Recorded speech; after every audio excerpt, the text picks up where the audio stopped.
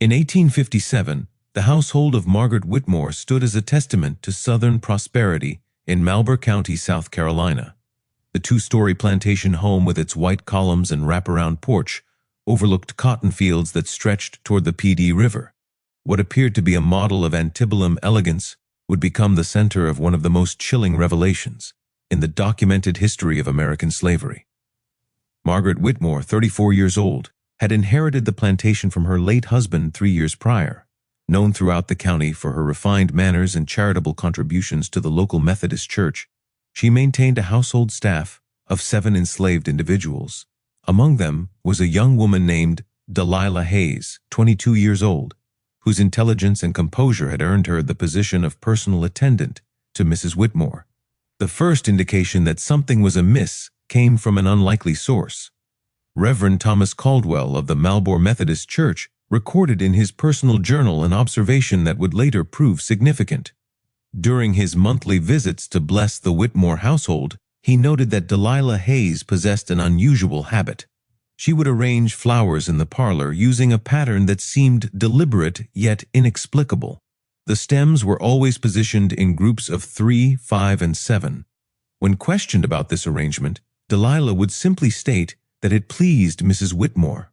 What Reverend Caldwell could not have known was that Delilah Hayes had developed a system of communication that would expose one of the most carefully guarded secrets in Malheur County.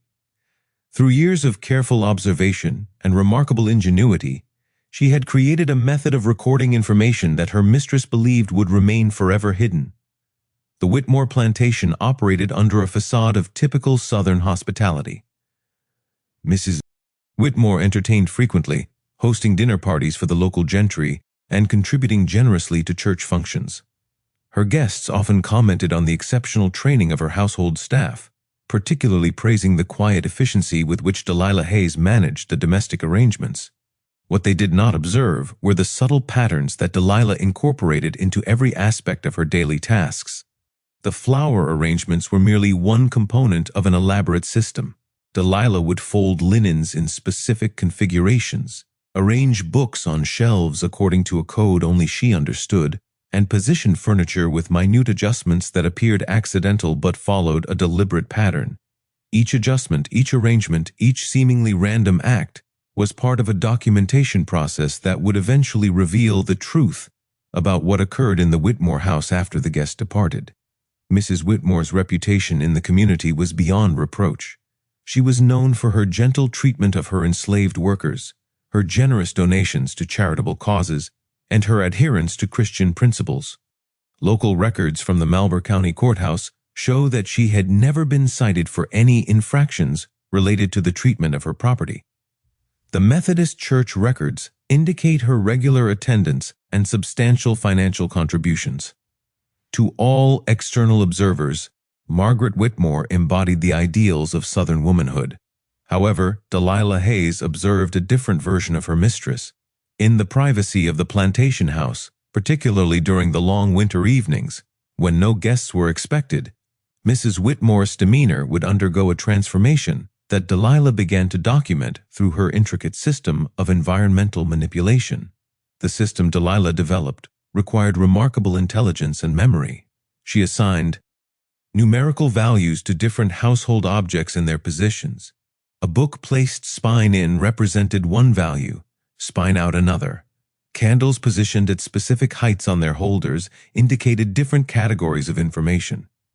Even the way she arranged Mrs. Whitmore's personal effects in her bedroom followed this coded system. Through this method, Delilah began to document a pattern of behavior that contradicted everything the community believed about Margaret Whitmore.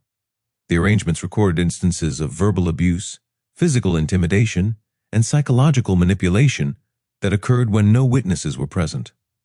More disturbing still, the coded arrangements began to document Mrs. Whitmore's interactions with other members of the household staff, revealing a systematic pattern of control and punishment that extended far beyond what was considered normal, even by the standards of the time.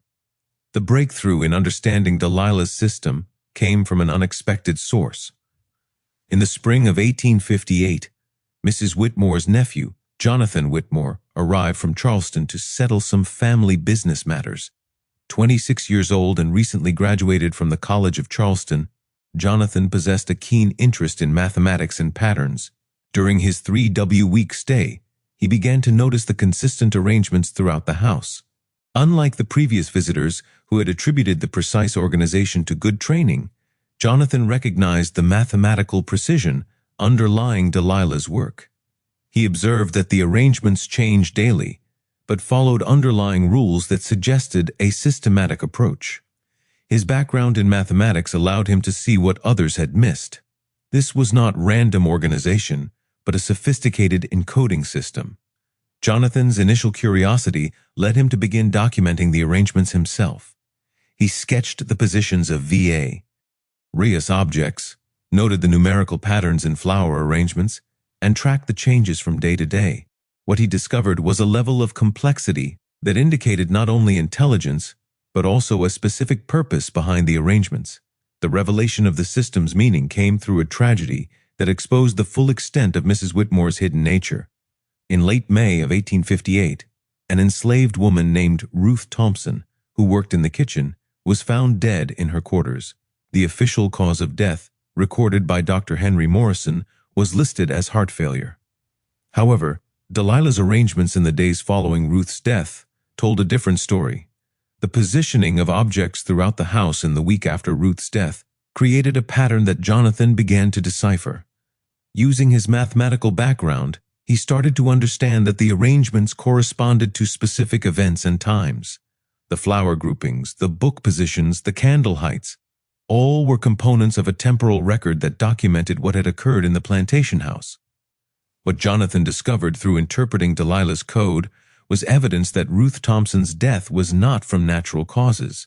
The arrangements indicated a confrontation between Mrs. Whitmore and Ruth over missing silver pieces from the dining room. According to the coded record, Mrs. Whitmore had accused Ruth of theft and subjected her to a punishment that resulted in her death. The arrangement suggested that Ruth had been locked in a root cellar beneath the kitchen for several days without food or water. The sophistication of Delilah's system extended beyond simple documentation. She had created multiple layers of meaning within the arrangements, allowing her to record not only events, but also their context and consequences. The positioning of Mrs. Whitmore's personal Bible on her nightstand for exam correlated with specific types of punishments inflicted on household staff. The angle at which curtains were drawn indicated the severity of Mrs. Whitmore's moods and the likelihood of violence. Jonathan's growing understanding of the system filled him with horror at what was being revealed. The coded arrangements documented years of abuse that had been carefully hidden from the outside world. They revealed a pattern of psychological manipulation, physical punishment, and systematic degradation that contradicted every aspect of Mrs. Whitmore's public persona. The decision to act on this information presented Jonathan with a moral and legal dilemma. In 1858 South Carolina, the testimony of enslaved individuals held no legal weight against white property owners. Even if Delilah could be convinced to testify about what she had witnessed, her words would carry no authority in any court of law. The coded arrangements, while ingenious, would be dismissed as the fantasy of an ignorant slave by any legal authority. However, Jonathan possessed something that gave weight to the accusations, his own witness to Mrs. Whitmore's character. During his stay, he had observed her treatment of the household staff when she believed herself unobserved. He had seen the fear in the eyes of the enslaved workers when Mrs. Whitmore entered a room. Most importantly, he had witnessed an incident that confirmed the accuracy of Delilah's coded records. On the evening of June 2, 1858, Jonathan observed Mrs. Whitmore's response to a minor accident in the dining room. Delilah had accidentally knocked over a water glass while serving dinner. Mrs. Whitmore's reaction was swift and violent. She struck Delilah across the face with sufficient force to knock her to the ground, then proceeded to deliver a verbal assault that revealed the hatred she harbored for the woman who served her daily. What mad!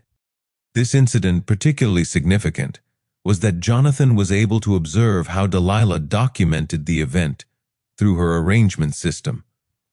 The following morning, the positioning of objects throughout the house had changed in ways that corresponded to what Jonathan had witnessed.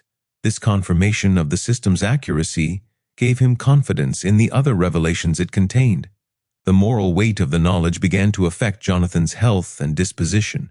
He found himself unable to sleep, haunted by the implications of what he had discovered. The arrangements revealed not just individual incidents of cruelty, but a systematic pattern of abuse that had been ongoing for years. They documented the deaths of at least 3 other enslaved individuals under circumstances that suggested they were not from natural causes. The coded arrangements also revealed something else that deeply disturbed Jonathan, evidence that Mrs. Whitmore was not acting alone. The system documented visits from other plantation owners in the area who participated in what could only be described as systematic torture sessions. The arrangements indicated that these gatherings occurred monthly, always when no legitimate guests were expected, and always resulted in severe consequences for members of the household staff. The names documented through Delilah's system included some of the most respected figures in Malheur County society. Colonel William Harrison, Judge Robert Stackhouse, and Dr. Henry Morrison were among those whose participation in these gatherings was recorded through the coded arrangements. The revelation that the very officials responsible for maintaining law and order were participants in these activities explained why such systematic abuse could continue undetected.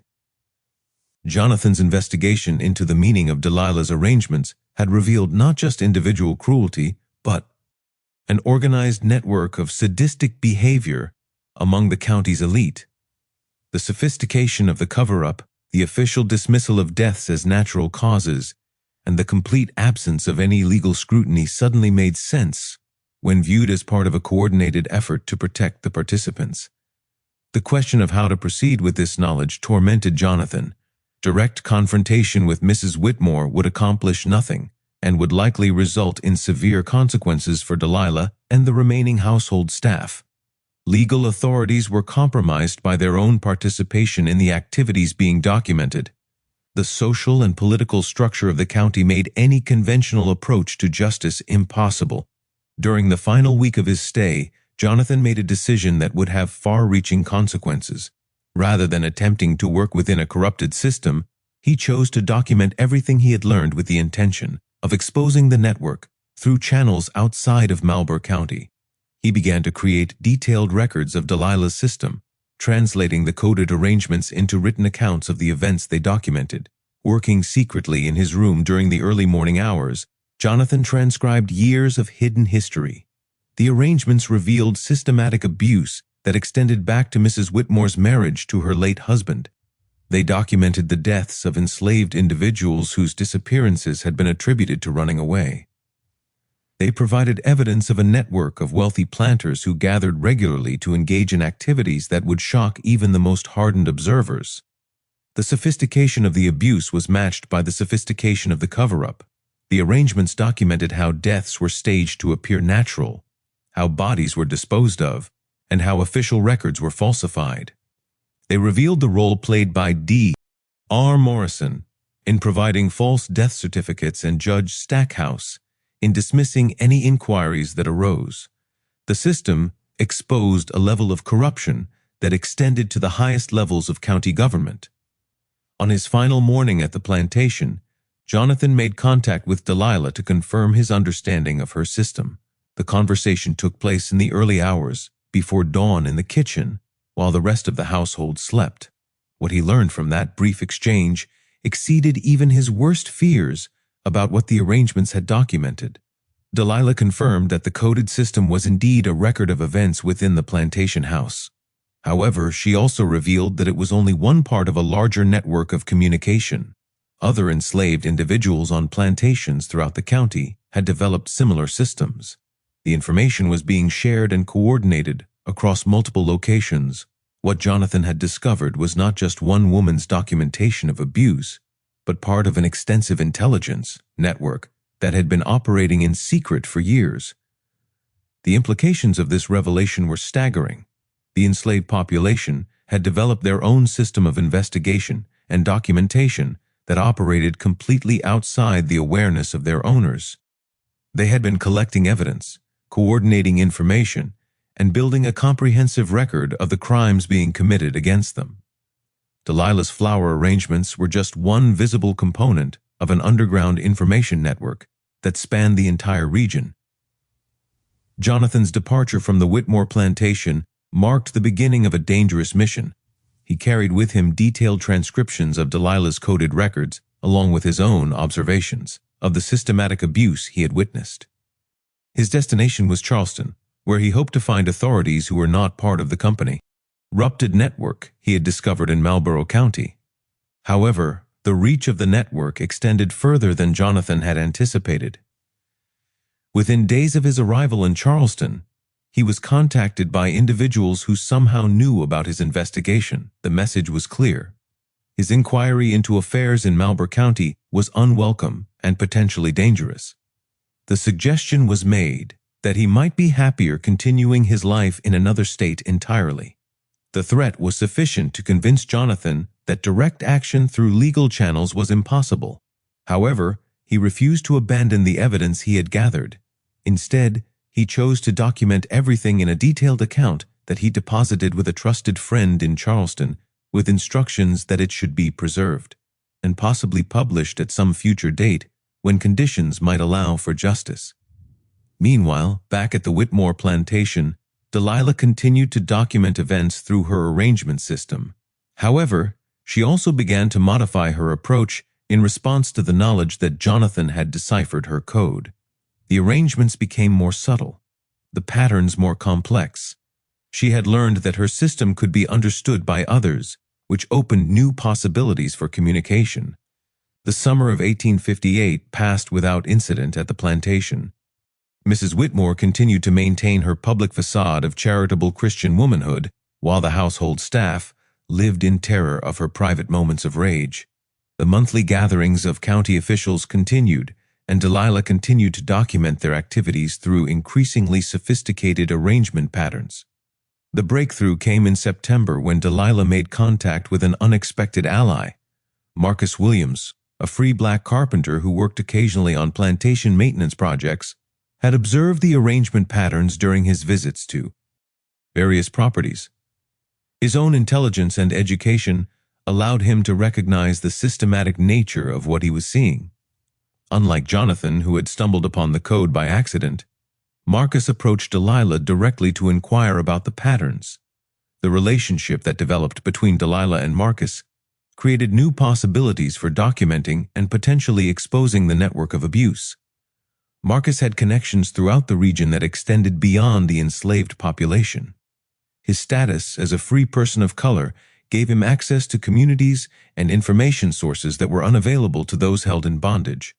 Most importantly, he had connections with abolitionists in the North, who might be able to act on the information being gathered. Through Marcus Delilah's coded arrangements began to reach a wider audience.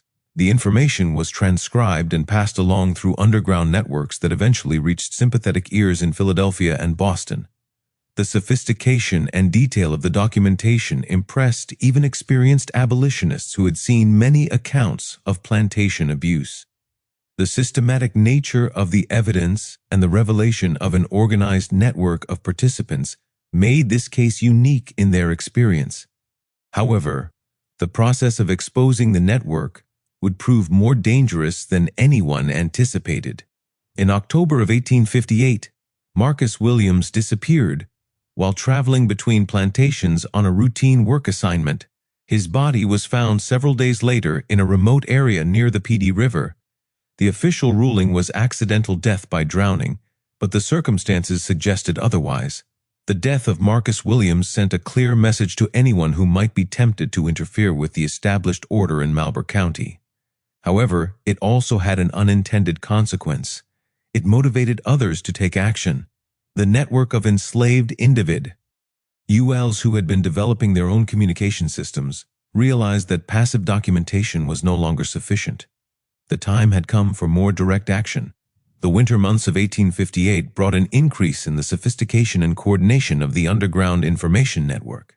Delilah's arrangement system evolved to include new elements that allowed for more complex communication, the positioning of agricultural tools, the arrangement of kitchen implements.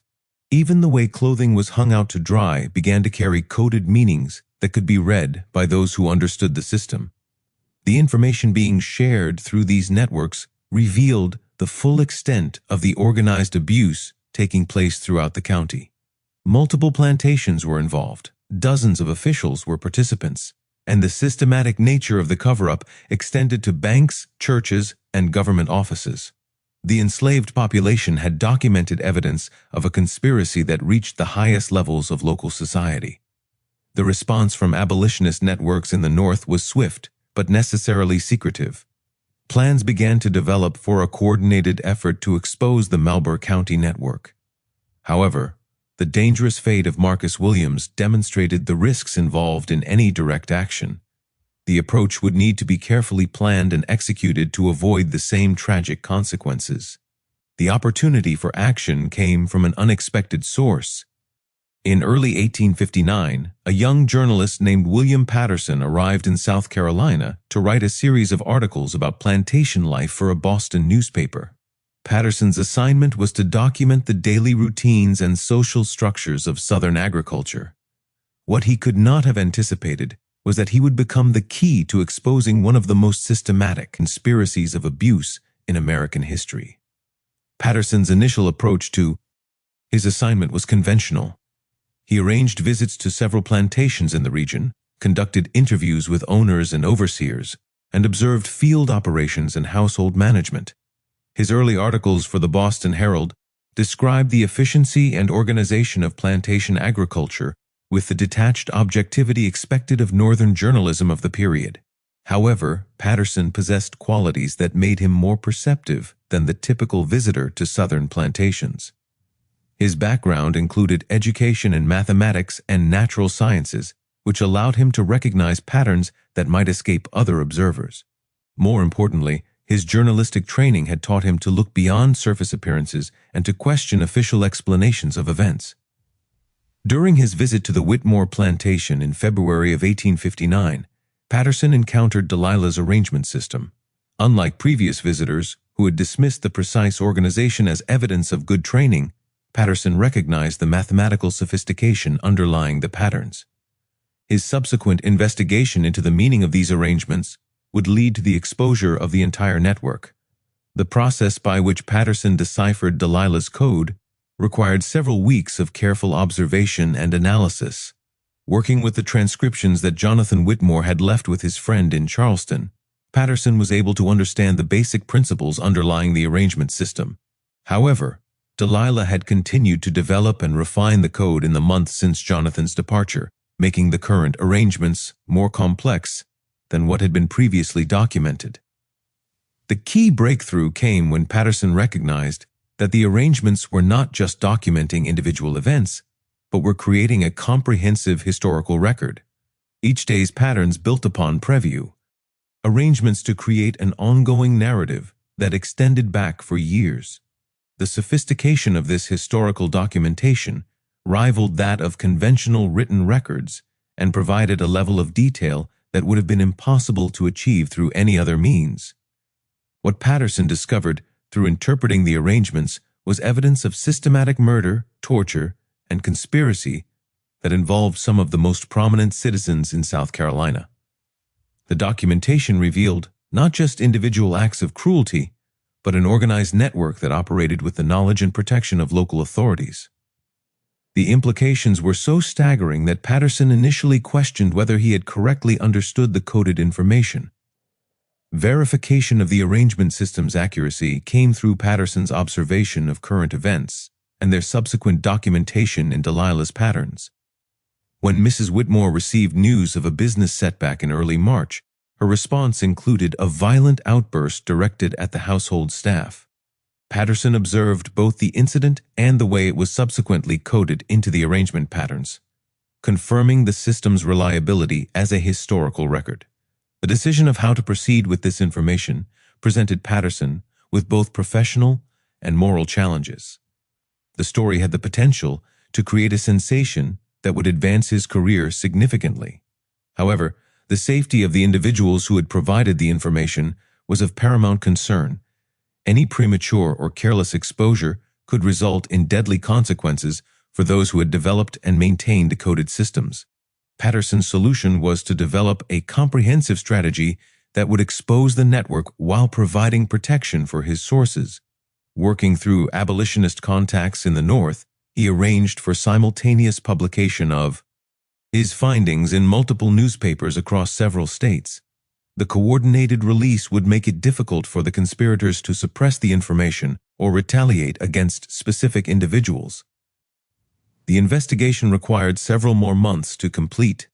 Patterson extended his stay in South Carolina through the summer of 1859, gathering additional evidence and verifying the information contained in the coded arrangements.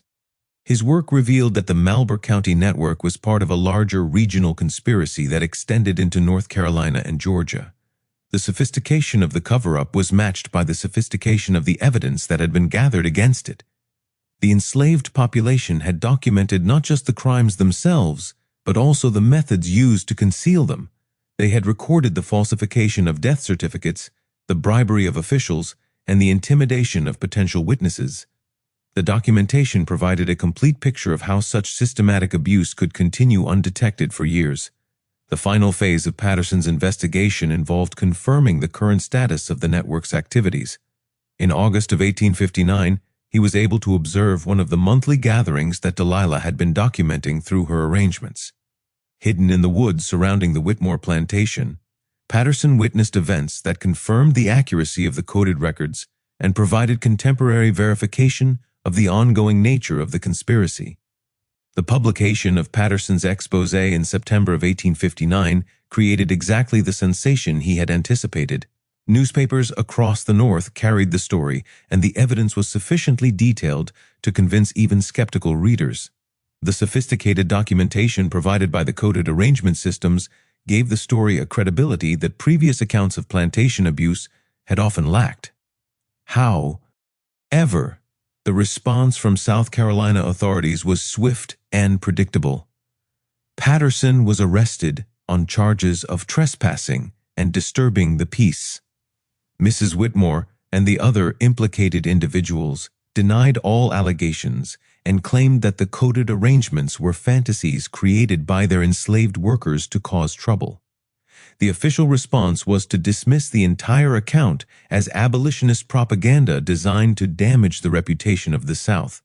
The legal proceedings that followed demonstrated the impossibility of achieving justice through conventional channels. Despite overwhelming evidence, no indictments were issued against any of the implicated individuals. The testimony of enslaved witnesses was ruled inadmissible, and Patterson's observations were dismissed as the biased reporting of a Northern agitator. The case was closed within months, with no legal consequences for anyone involved in the conspiracy. However, the exposure had consequences that extended beyond the legal system. The detailed documentation of systematic abuse and the revelation of an organized conspiracy created a scandal that damaged the reputations of those involved. Several of the implicated individuals found their social and business relationships affected by the allegations. More importantly, the exposure disrupted the operations of the network and made it impossible for the activities to continue as they had before. The fate of those who had provided the evidence was mixed. Delilah Hayes and several other enslaved individuals disappeared from the Whitmore plantation shortly after the story was published. Official records indicate that they were sold to plantations in other states, but abolitionist networks suggest that they may have been assisted in escaping to freedom through underground railroad connections that had been established during the investigation. Mrs. Whitmore Company continued to live at the plantation until her death in 1862. However, her social position in the community never recovered from the allegations. The monthly gatherings ceased, and several of the implicated officials retired from their positions or moved to other regions. While legal justice was never achieved, the exposure succeeded in disrupting the network and ending its activities. The coded arrangement system developed by Delilah Hayes represents one of the most sophisticated examples of resistance and documentation in the history of American slavery. The mathematical precision and historical comprehensiveness of her work rival that have trained historians and journalists. Her ability to maintain such detailed records, while living under conditions of constant surveillance and potential violence, demonstrates remarkable courage and intelligence. The broader implications of the network of communication systems that had developed among the enslaved population of Malheur County suggest that the historical record of plantation life may be incomplete in significant ways. The ability of enslaved individuals to document, coordinate, and preserve evidence of their experiences indicates that they possessed far greater agency and intellectual capacity than conventional historical narratives have acknowledged. The case also reveals the extent to which systematic abuse could be concealed through coordination among those in positions of authority. The involvement of judges, doctors, and other officials in both the commission and cover-up of crimes demonstrates how institutional corruption could make justice impossible to achieve through conventional legal channels. The conspiracy required not just individual cruelty, but systematic coordination among multiple levels of local government and society.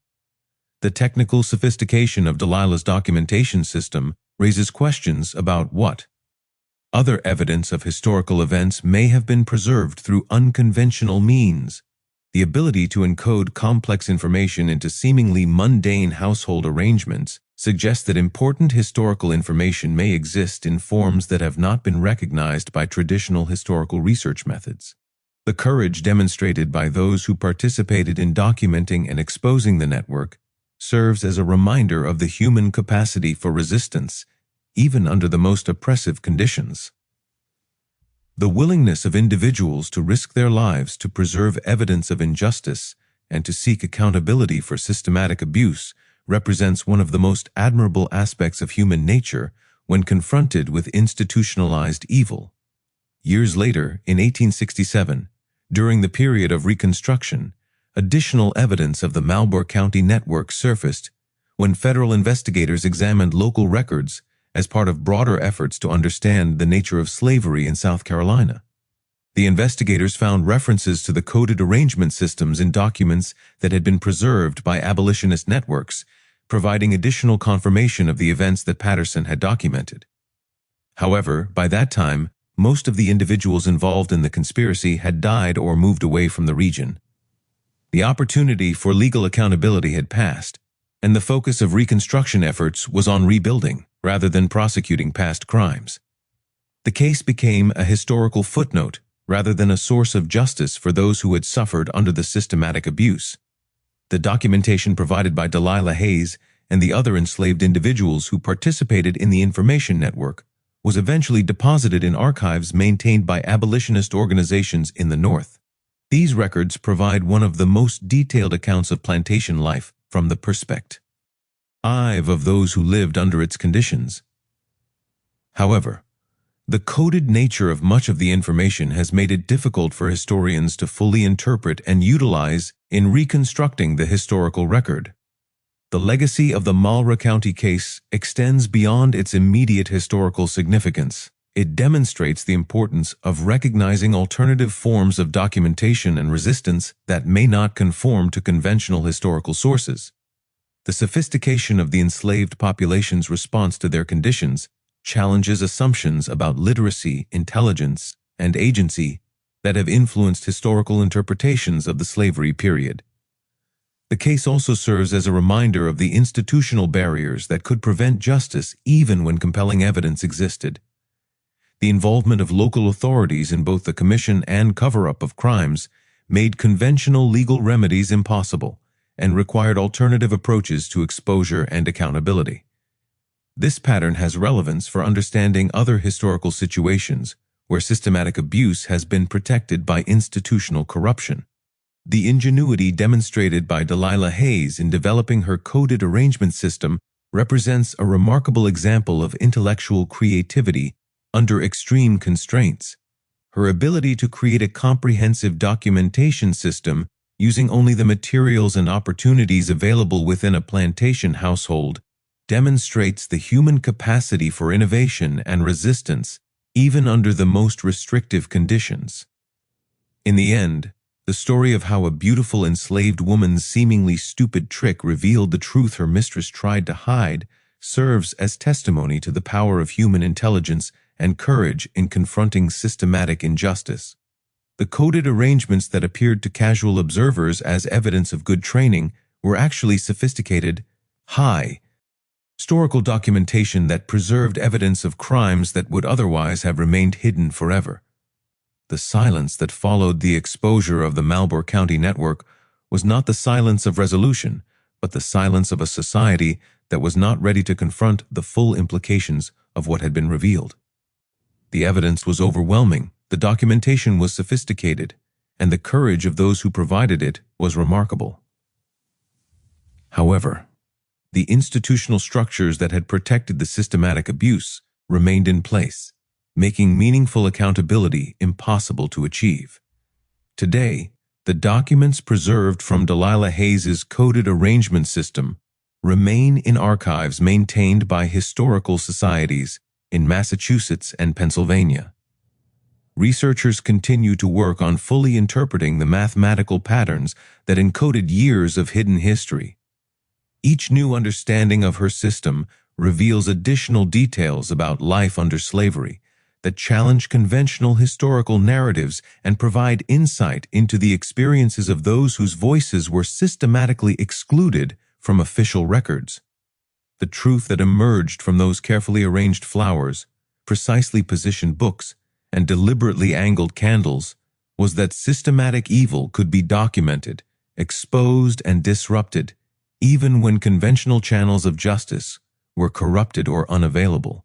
The courage and intelligence demonstrated by those who developed and maintained these documentation systems serve as a reminder that the human spirit's capacity for resistance cannot be eliminated even under the most oppressive conditions.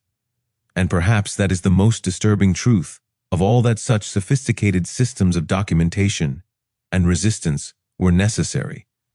That the institutional protections that should have prevented such systematic abuse were instead part of the conspiracy to conceal it, and that justice could only be achieved through the extraordinary courage and intelligence of those who had the most to lose by speaking the truth.